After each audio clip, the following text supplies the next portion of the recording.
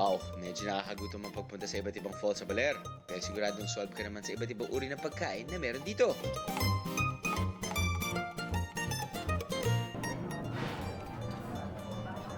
Not bad. 185 pesos ang babayaran mo. Buffet style. Eat all you can. At hindi lang pagkain. Pati inumin. Pati dessert. Siyempre, meron silang fried rice. Meron silang different kinds of vegetables. Meron silang mga different types of Chinese food at seafood. Ha? Hindi lang processed food.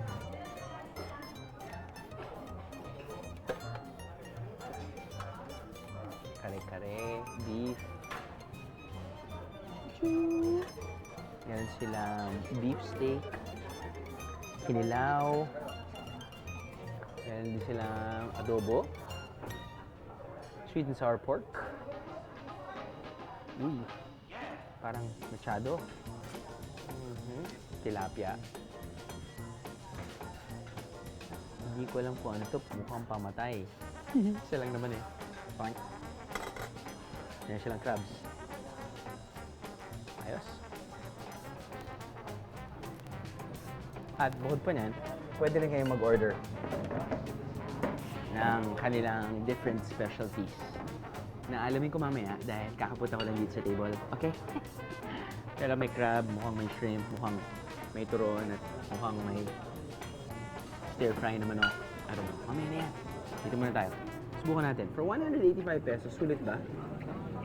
Feeling ko kahit na hindi ko natikman, tapos yung selection ng pagkain nila, 185, mapapaisip ka pa ba nun? 185 pesos, eat all you can. With drinks and dessert? Bad, man. Usually kasi yung napupunta ako mga eat all you can. So 185, or sabihin natin ganong price range. Ang isa-serve nila yung kasi nila yung processed food, madaling lutuin. Ito talagang sariling dish eh. Diba? Not bad. Kala ko manok. Kinilaw pala. Pero masarap siya. Masarap siya. Yan, titigman ko na. Ano ito? Parang patola. Patola na may something sa loob. Garlic? May garlic. Alright.